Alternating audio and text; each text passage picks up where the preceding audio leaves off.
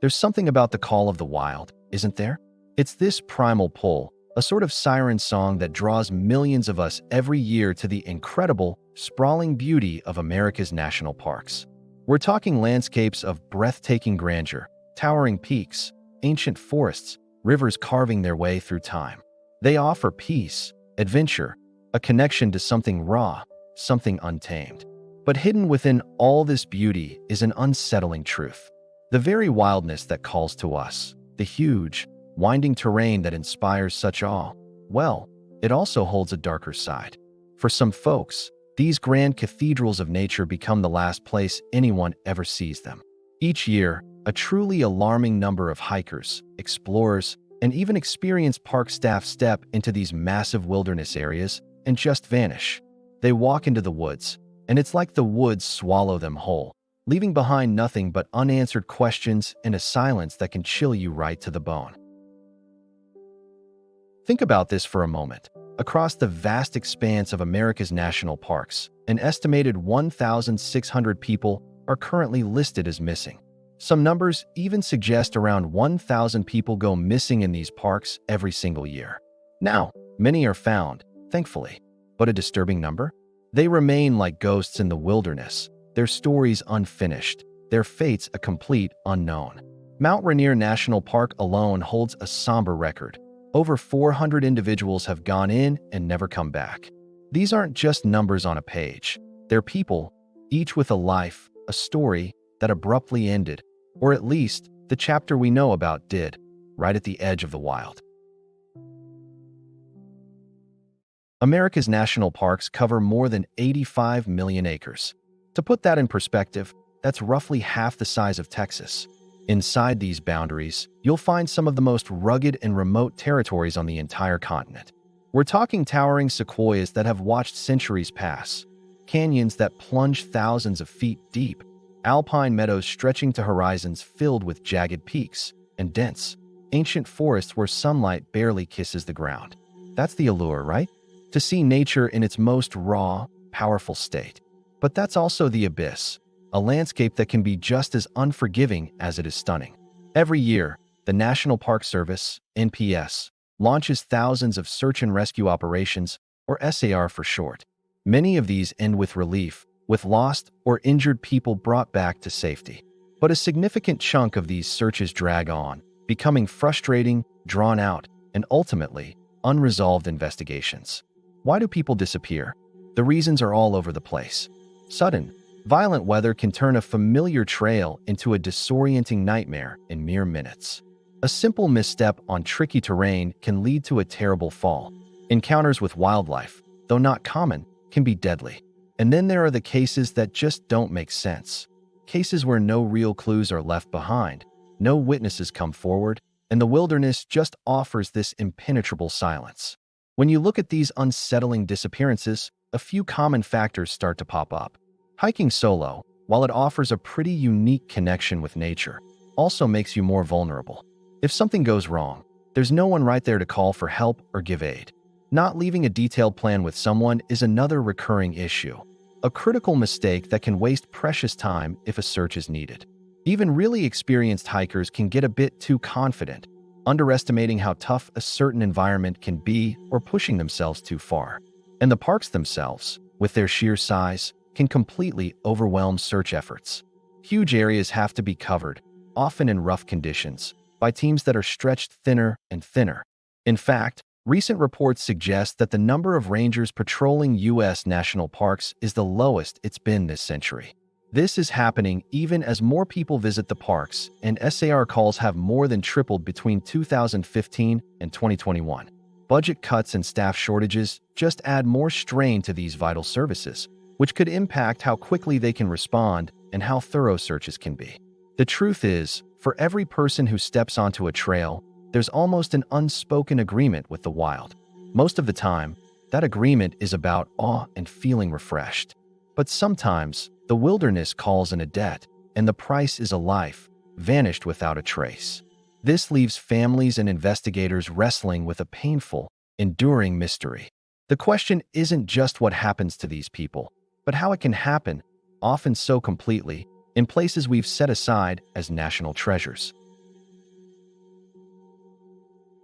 Perhaps one of the most haunting and well-known cases of someone vanishing in a national park is that of 6-year-old Dennis Lloyd Martin.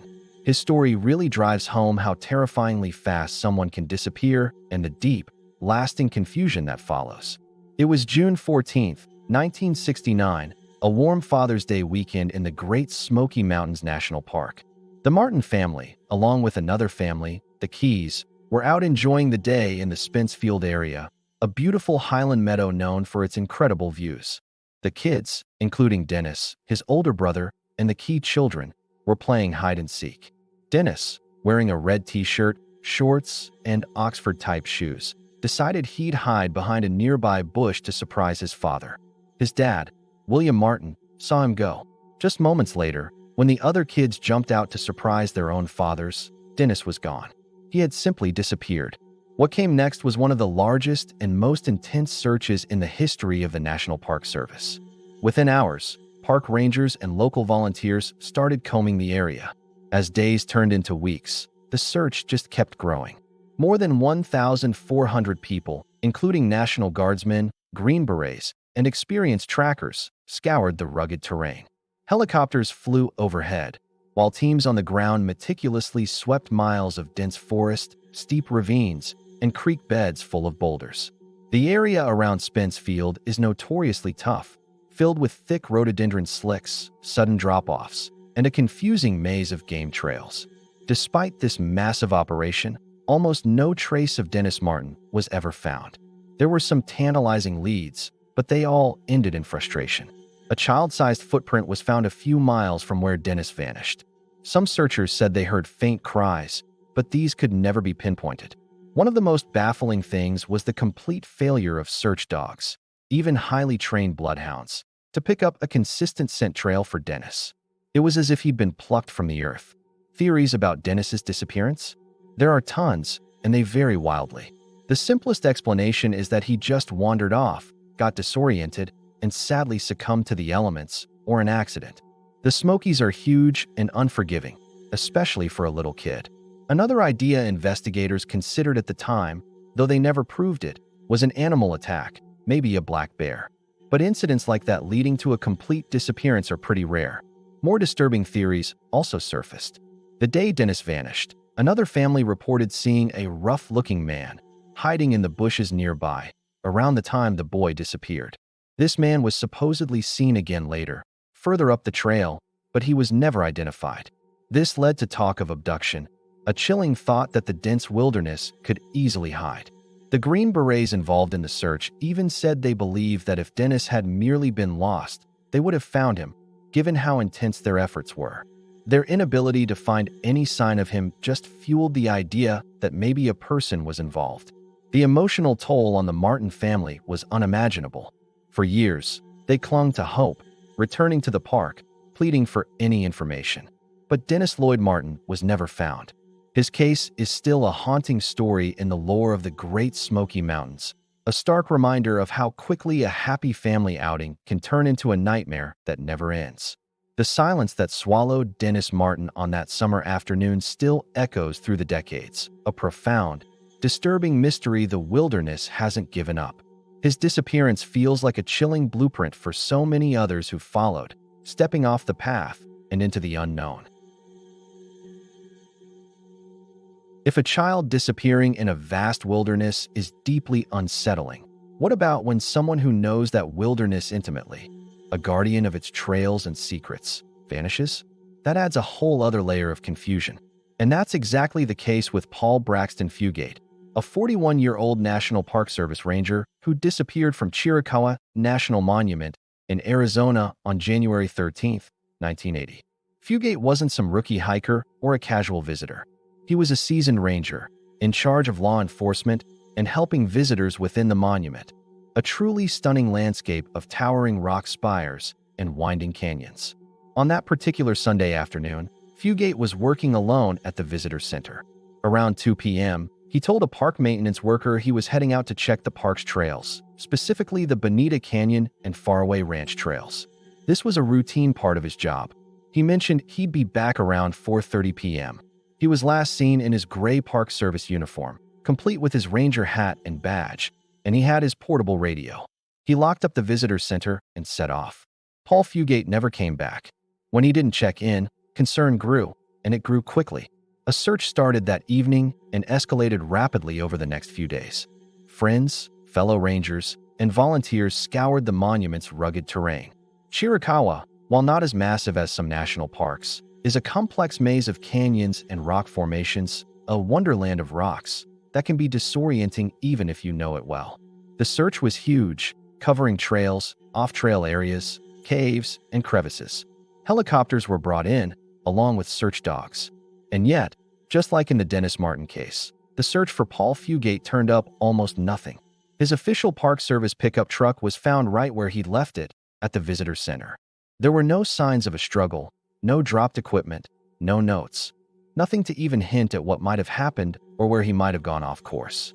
His radio stayed silent. The search dogs reportedly couldn't establish a clear scent trail leading away from the visitor center or along the trails he was thought to have taken. This lack of a scent trail, for a man who had presumably walked those paths just hours before, was, and still is, one of the most puzzling parts of the case. The official investigation looked into all sorts of possibilities. Could he have had an accident, a fall in a remote spot? It's possible, but for an experienced ranger to vanish so completely, without leaving any trace at all, seemed unlikely to many. The terrain is challenging, sure, but Fugate knew it like the back of his hand. Could he have been a victim of foul play? This theory started to gain more traction over time. Chiricahua National Monument is pretty isolated, and being close to the border raised questions about possible encounters with smugglers or others involved in illegal activities. Fugate, with his law enforcement duties, might have stumbled upon something he wasn't meant to see. There were whispers, unconfirmed reports. Some locals talked about seeing unfamiliar vehicles in the area around the time he disappeared. An anonymous phone call came into the Park Service shortly after he went missing. A male voice reportedly said, "Fugate is okay, but he's not in the park." The call was traced to a payphone but led nowhere. Over the years, various leads were chased down, psychics were consulted, and rewards were offered, including a hefty $60,000 reward by the National Park Service for information leading to his whereabouts or the arrest and conviction of anyone responsible for his disappearance. Despite decades of investigation, what happened to Paul Fugate is still a profound mystery. Did he meet with some unfortunate accident in a place so remote that no sign has ever been found? Did he encounter someone who wished him harm? Or did he, as some quietly wondered, choose to disappear? Though, that seemed totally out of character for a dedicated ranger with no known personal problems. His colleagues and friends largely dismissed the idea he'd just walk away. The case of Paul Fugate is a chilling reminder. Even those who are most at home in the wilderness, those who dedicate their lives to protecting it and guiding others through it, are not immune to its power to erase. His disappearance sent shivers through the tight-knit community of Park Service employees. If a ranger, equipped and knowledgeable, could vanish without a trace from his own park, then what hope was there for the average visitor? The silence surrounding Paul Fugate's fate is as deep and unyielding as the canyons he once patrolled. His name is etched on the list of the lost, a perplexing entry that continues to baffle investigators and haunt those who knew him. Sometimes, disappearances aren't just isolated incidents.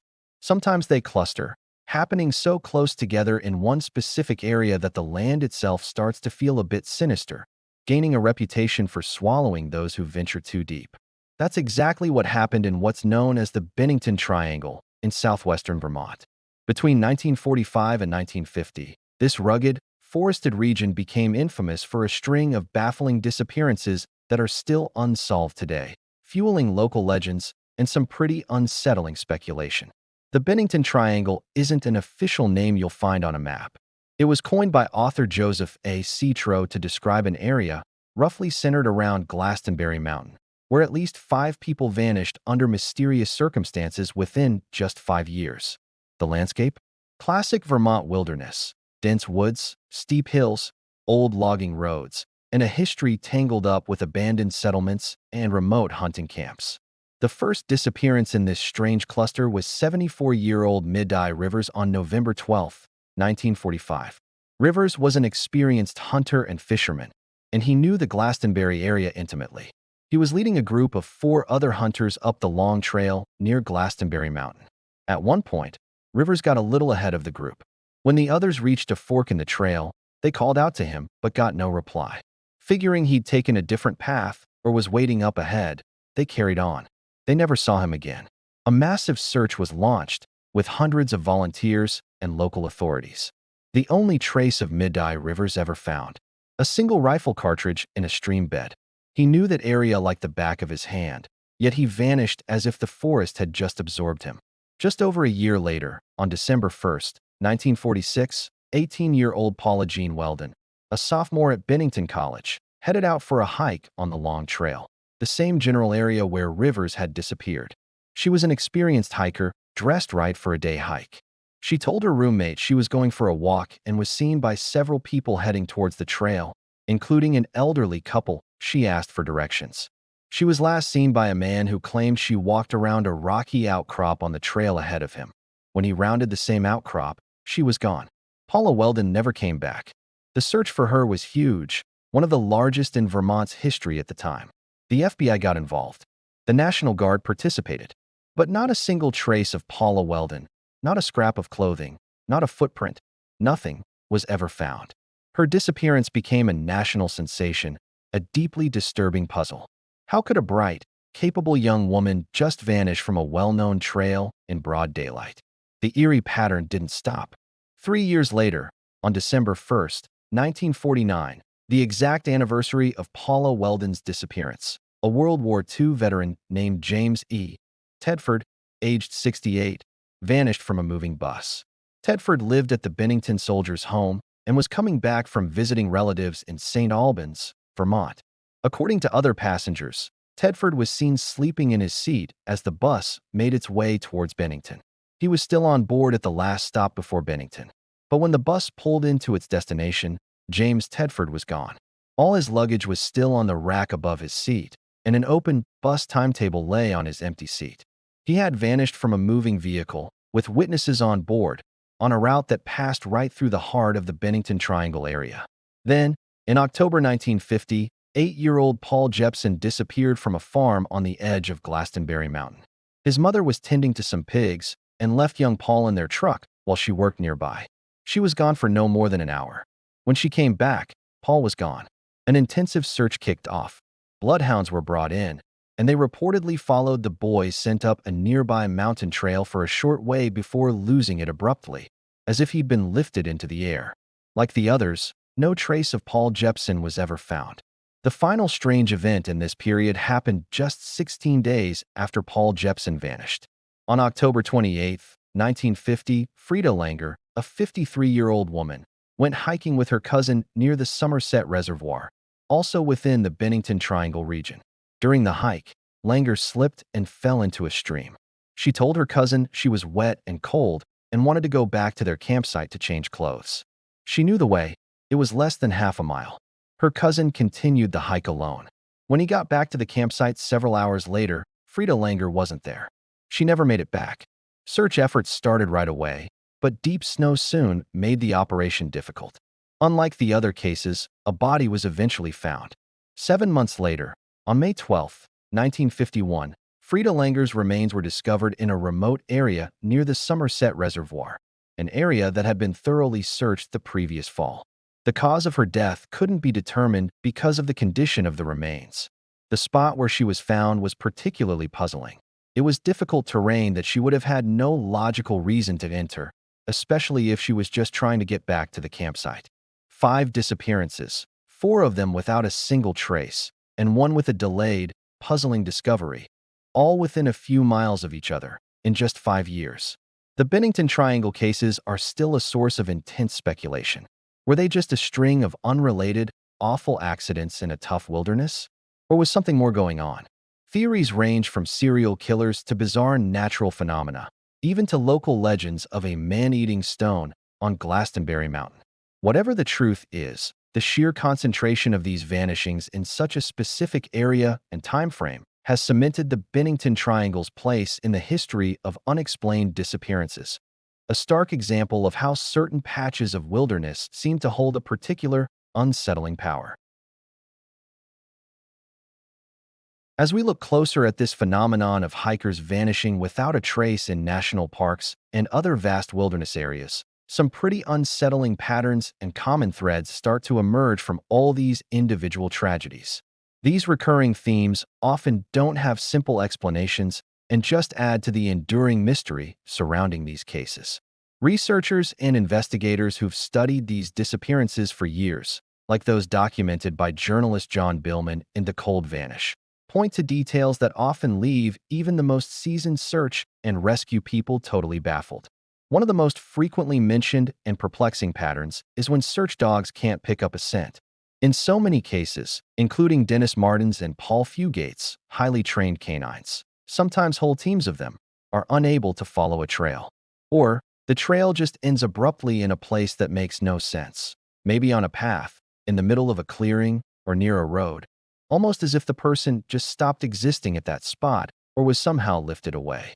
This is especially weird when the search starts within hours of the disappearance, when a scent should theoretically be fresh and easy to follow. Another disturbing pattern is when victims or their belongings are found in areas that were already searched, sometimes multiple times and very thoroughly. Frida Langer's body, found 7 months later in a spot that searchers had combed, is a prime example. This brings up uncomfortable questions. Was the first search flawed? Or was the victim or their items moved there later?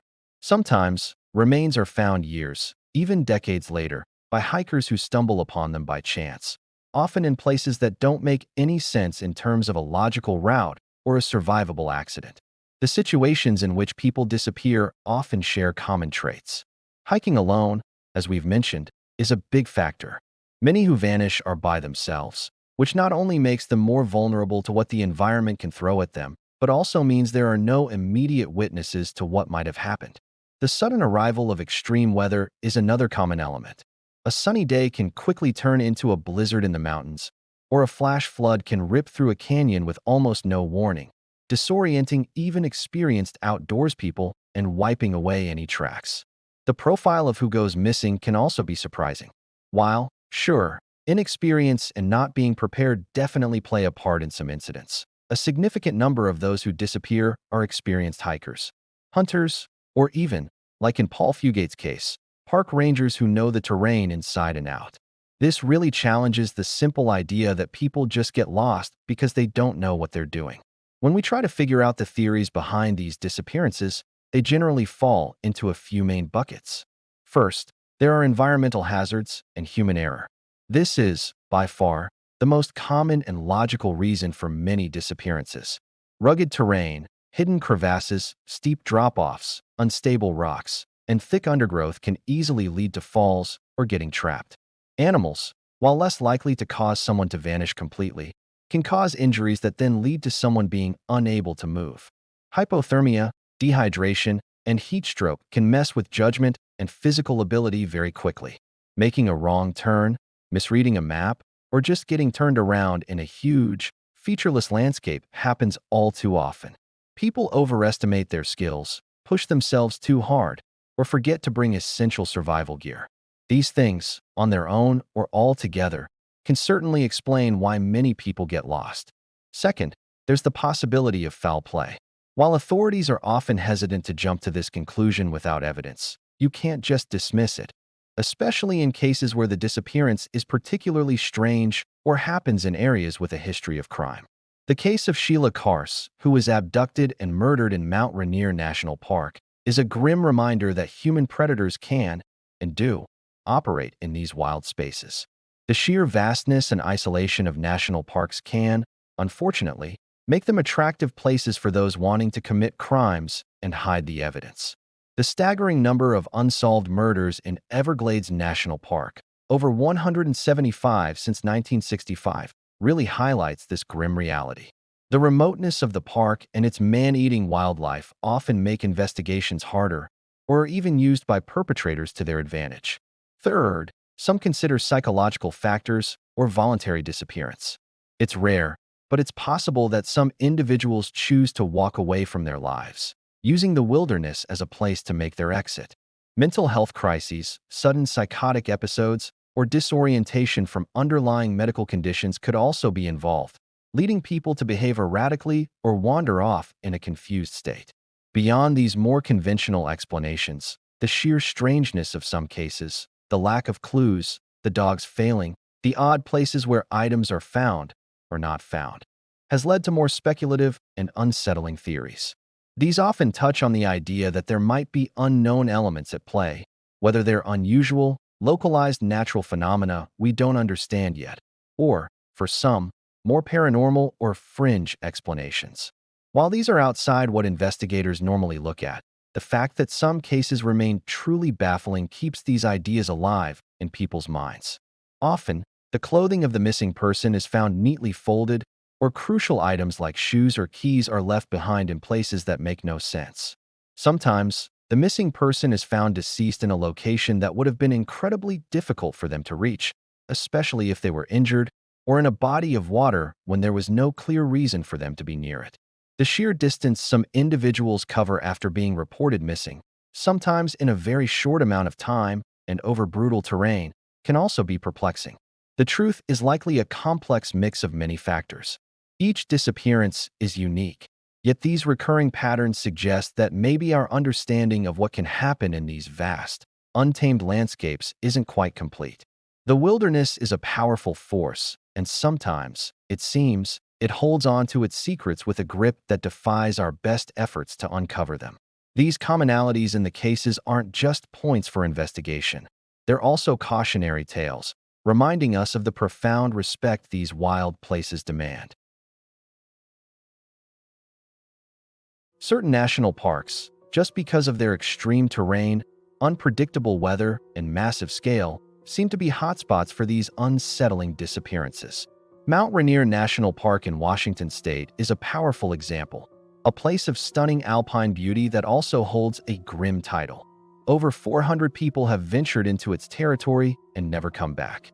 That staggering number, built up over the park's history, really highlights the dangers built into this iconic, glacier-covered volcano. Mount Rainier is not a forgiving place. It's an active stratovolcano, shooting up to 14,411 feet, draped with more than 25 named glaciers. Its slopes are a tricky mix. Ancient forests lower down, giving way to subalpine meadows, and then to barren rock, ice, and snowfields. The weather there can change with terrifying speed. We're talking whiteout conditions, hurricane-force winds, and heavy snowfall, even in summer at higher elevations. Crevasses, often hidden by snow bridges, are a constant threat to climbers and off-trail hikers. And avalanches? They're a danger for much of the year. The stories of those who've vanished on Mount Rainier are varied, but many share the park's signature challenges. Take the disappearance of Matthew Bunker in June 2020. He was an experienced backcountry skier who went missing while skiing on the upper slopes of the mountain in very dangerous terrain. Despite extensive search efforts, which were repeatedly stopped by severe weather, his body was only found weeks later. It's a testament to how quickly the mountain can claim even those who are skilled and prepared. Then there's the still unresolved case of Edwin Birch, who vanished in September 2014. Birch, an experienced hiker, was on a multi-day trek along the famous Wonderland Trail, a 93-mile path that circles the mountain. He was last seen by other hikers. Despite coordinated ground and air searches covering huge areas of the park, not a single trace of Edwin Birch was ever found. He simply walked into the wilderness and never walked out. Mount Rainier's history is filled with stories like these. Joe Woods, a writer from New York, vanished in 1999 during a summit climb. More recently, in 2023, Dawes Eddy, an 80-year-old experienced hiker who had completed the tough hike to Camp Muir many times, went missing during a solo ascent. His familiarity with the route didn't save him. His whereabouts are still unknown. These aren't just isolated incidents. They're part of a long, sad list that speaks to the mountain's formidable nature. So, what makes parks like Mount Rainier so prone to these unresolved disappearances? The sheer steepness and ruggedness are huge factors. A fall can easily be fatal, and a body can end up in a spot that's impossible to reach, hidden from searchers by cliffs, thick vegetation, or glacial ice. The glaciers themselves are always moving, breaking apart, and they can swallow evidence or a victim, only to possibly release them years or even decades later, far from where they originally disappeared.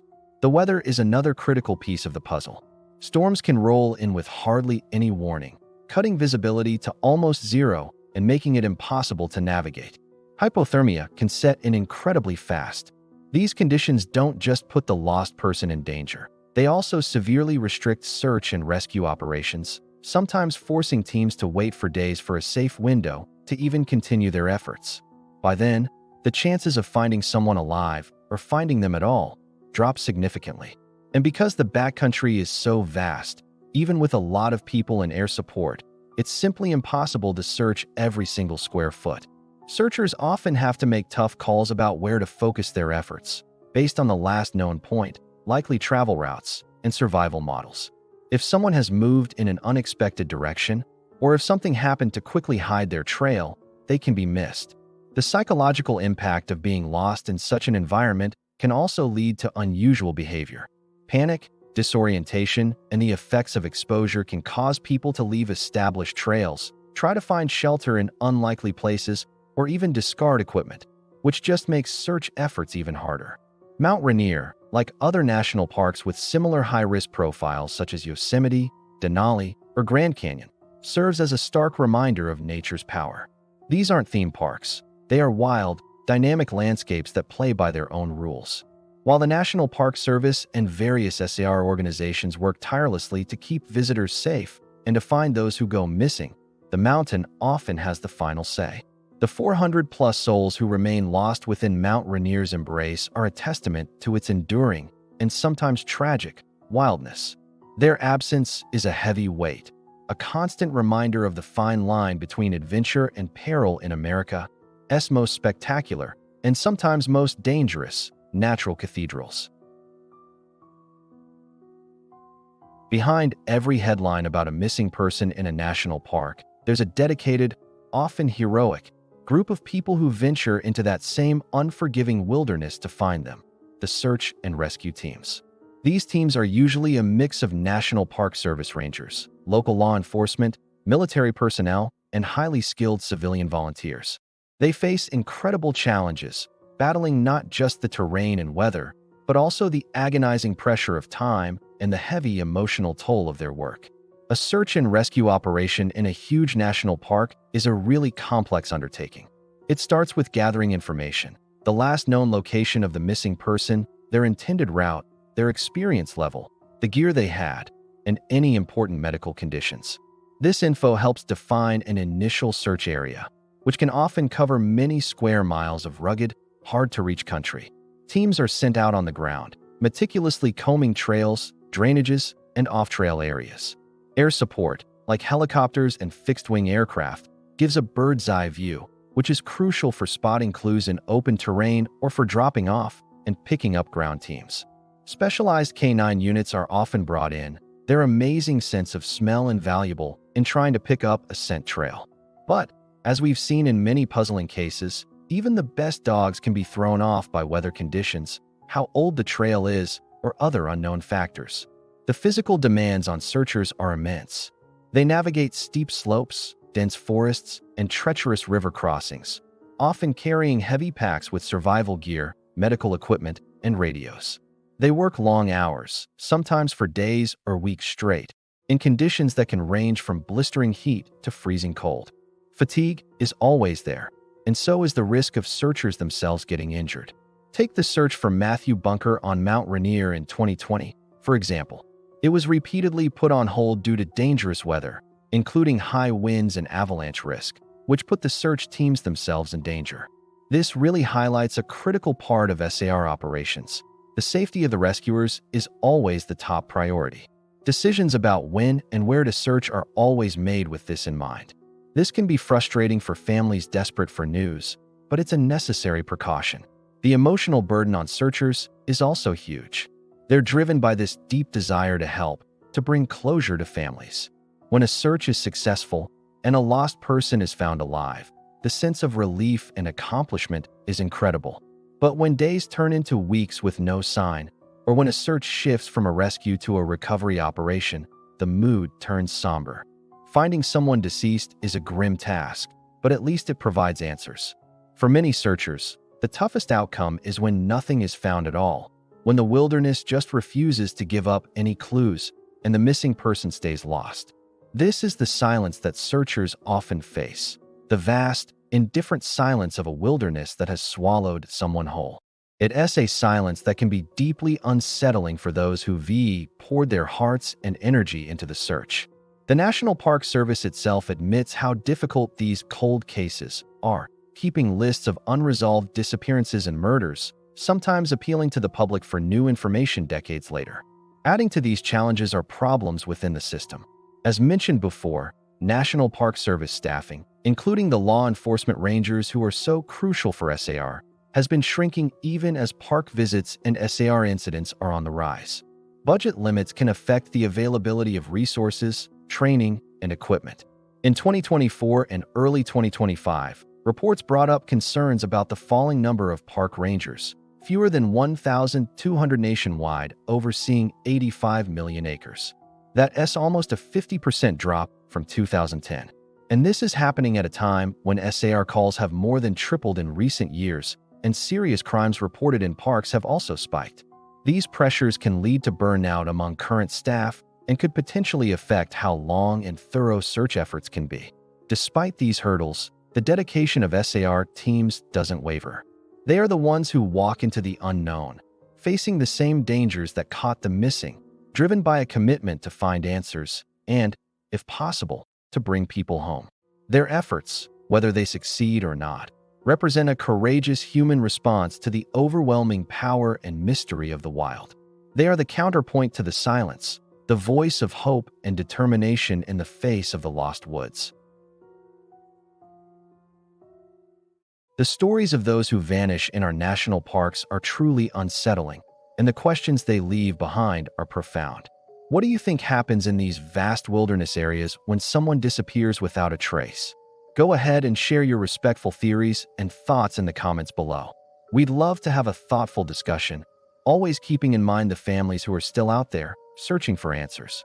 If you found this look into the lost woods compelling, and if you want to explore more unexplained mysteries and the deeper stories behind them, please think about liking this video and subscribing to our channel. Your support really helps us continue to bring these important narratives to light.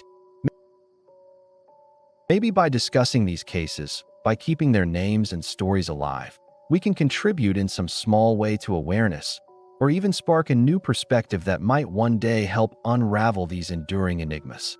Share this video to help raise awareness about the challenges faced in these wild places and the mysteries they still hold.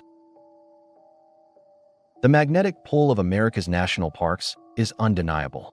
They are places of incredible beauty, of high adventure, and of a crucial connection to the natural world. Yet, as we've explored, they are also places where the line between what we know and what we do can be terrifyingly thin. The phenomenon of hikers vanishing without a trace is a stark reminder of the wilderness's raw power and its knack for keeping secrets.